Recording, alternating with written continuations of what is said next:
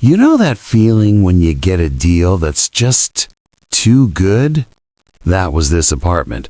All I had to do was sign a 1-year lease and agree to one simple rule. Never, under any circumstances, enter the maintenance room in the basement. The landlord said it was for insurance. I said it was a steal. I was wrong. That room, it wasn't for storage, and the thing inside it wasn't always locked in. Man, city living will bleed you dry. By the time I landed the remote IT gig, I was couch surfing, my bank account was a ghost town, and my dignity was in the rear view. So when the listing for 217B Elmhurst Street popped up, I thought the universe was finally throwing me a bone. A whole 1-bedroom in a quiet old brownstone for less than half the going rate. The photos online were fuzzy, but who cares? The price was a scream. The landlord, Mr. Armitage, was an older dude who moved like his joints were filled with sand. He showed me the place on a Tuesday afternoon. Sunlight struggled through the dusty bay windows, painting the hardwood floors in long, tired stripes.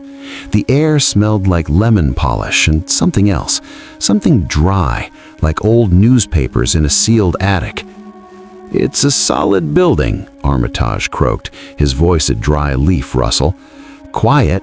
The other tenant, Miss Gable, on the first floor, she's been here 40 years. She minds her business, you mind yours." The tour was quick. Kitchen, bathroom, bedroom. All clean, all empty. Then, as we headed back toward the foyer, he paused at the top of the basement stairs. A heavy industrial door was at the bottom, painted a chipped, gloomy gray. "Basement's just for utilities and storage. My storage," he said, not looking at me.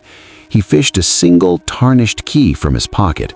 "This is the only key. You will never need to go down there. In fact, it's Clause 7B in the lease. Tenant shall not access the designated maintenance room. Insurance reasons, structural integrity, you understand." I shrugged. "I don't have stuff to store anyway, not a problem." He looked at me then, his eyes pale and watery. He held my gaze a beat too long. "Good, that's good." I signed the lease that day, moved in with my 3 boxes and a mattress on the floor. The first week was paradise. Quiet, cheap, peaceful. I'd hear Miss Gable's ancient television murmur through the floorboards sometimes, a soap opera soundtrack to my new life.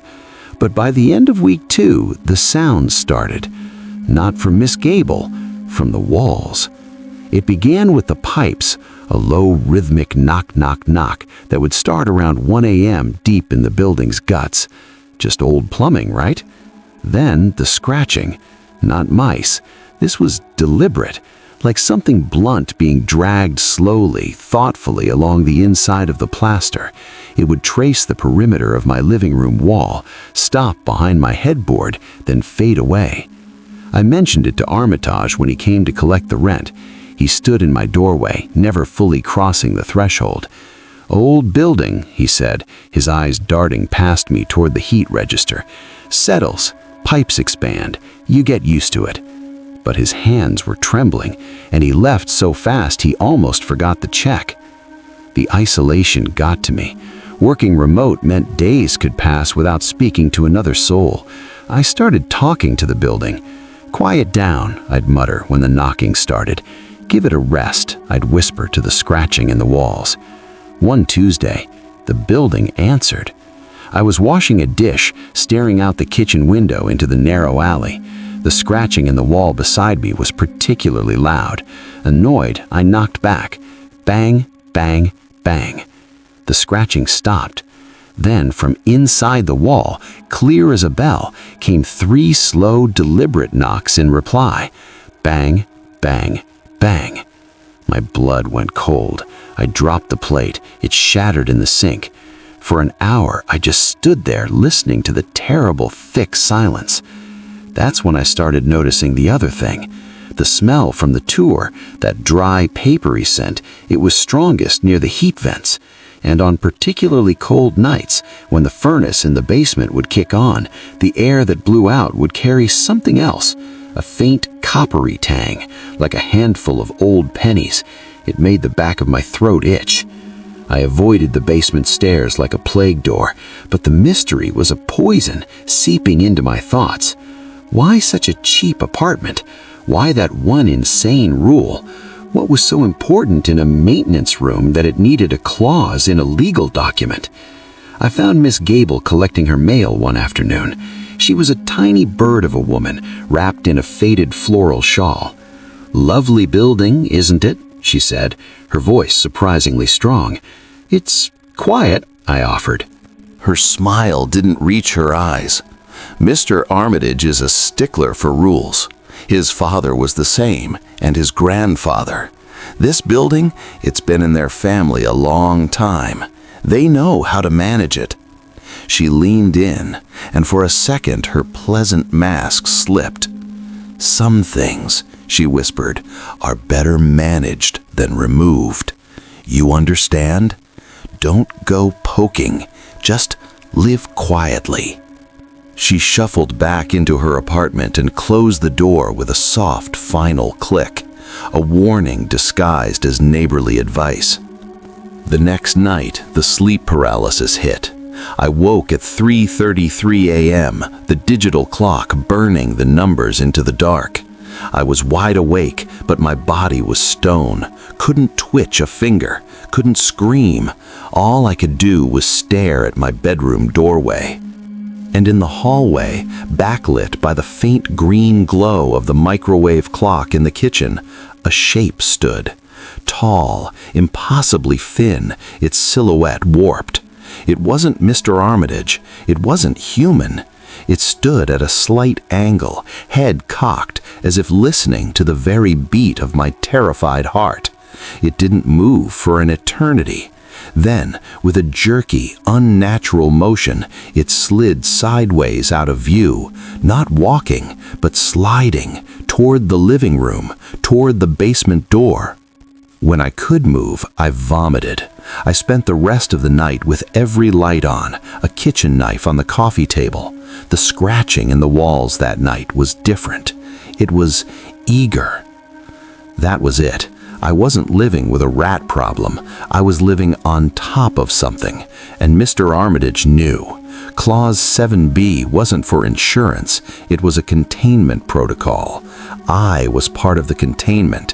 My presence, my life in the apartment above, was the cork in the bottle.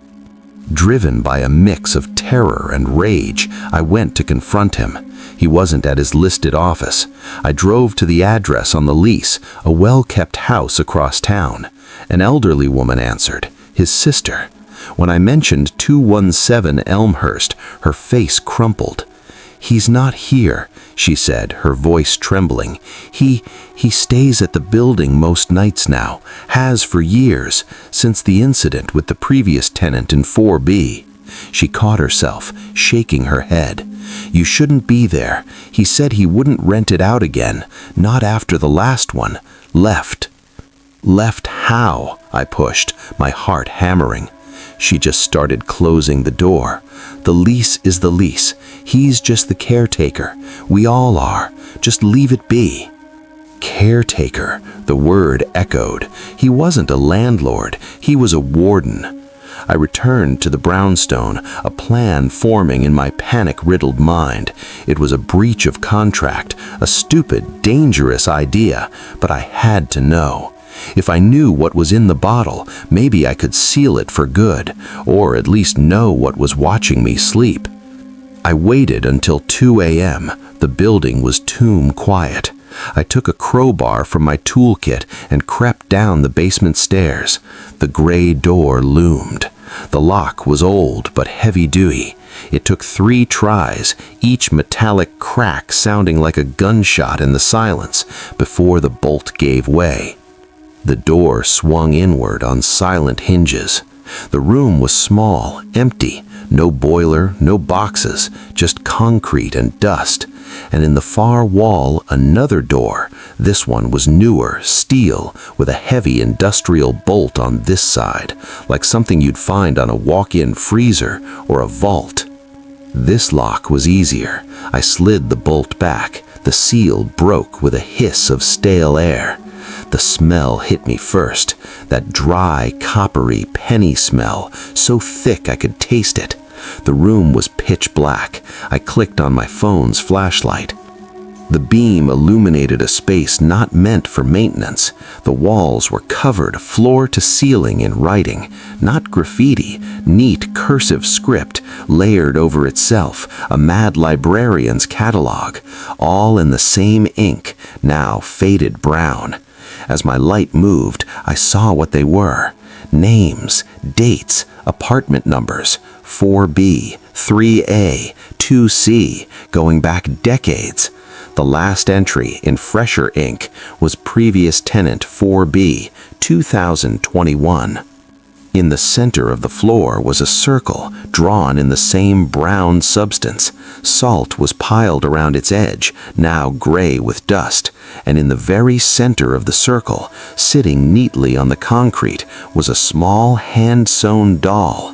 It was made of rough burlap, featureless, and it was warm to the touch. My light caught something else tucked in the corner, a small leather-bound journal, Armitage's. The last entry was dated the day I moved in. New tenant in 4B, young, alone, financially strained, ideal.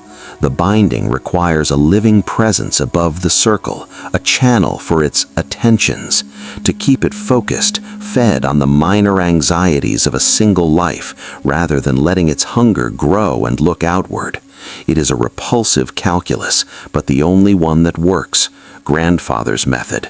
We are not landlords, we are shepherds, and the thing in the walls is the wolf we keep sated with one sheep at a time. God forgive me. I dropped the journal, the binding, the caretaker. I wasn't a tenant, I was a sacrifice, a distraction. The scratching, the knocking, the figure, it was all because I was the designated source of fear, the immigrant meal. As the truth hollowed me out, I heard the steel door behind me creak softly. I turned. The thing stood in the doorway of the inner room. It wasn't a shadow, it was a negative space, a man-shaped void where the light from my phone just died. It was tall, its limbs too long, and it leaned into the room at that same impossible angle I'd seen in my hallway. It had no face, but I felt its attention fix on me, not with malice, but with a terrifying, familiar recognition, like a pet seeing its keeper. A soft, dry scrape echoed in the small room, not from it, from the walls around me. The scratching, it was all around me now, and it was happy. I ran. I left the doors open, the journal on the floor. I flew up the stairs, grabbed my laptop and go bag, and fled into the night. I didn't look back. I crashed at a motel 50 miles away and broke the lease via an email from a burner account. Armitage never contacted me. No penalty, no demand.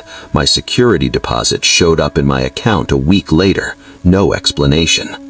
I thought that was the end.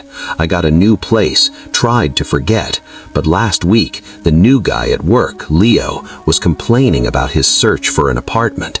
"Dude, I found this insane deal." He pulled out his phone. "A little old, but look at this price. It's a steal." He showed me the listing. The photos were different, brighter, but the layout was indispensable. The bay window, the hallway, 217B Elmhurst Street. My mouth dried. "Leo, man, don't. There's a bad draft. The pipes are loud." He laughed. "For this price, I can live with a few knocks in the night." He signed the lease yesterday, and tonight, as I sit here in my safe, quiet, overpriced apartment, I can't shake the feeling. I can almost hear it if I listen hard enough in the silence of my own mind. A faint, rhythmic scratching, not in my walls, but in his. And I know with a cold certainty that I didn't escape. I just passed the knife to the next person at the table. Mr. Armitage found a new shepherd for his wolf, and the lease, as always, has just one simple rule. Thanks for listening to my story. If you've ever moved into a place that just never felt right, you're not alone. Share your own strange experience in the comments below. And for more tales from the shadows of everyday life, make sure you're subscribed to Midnight Zebra and hit the bell so you don't miss the next one.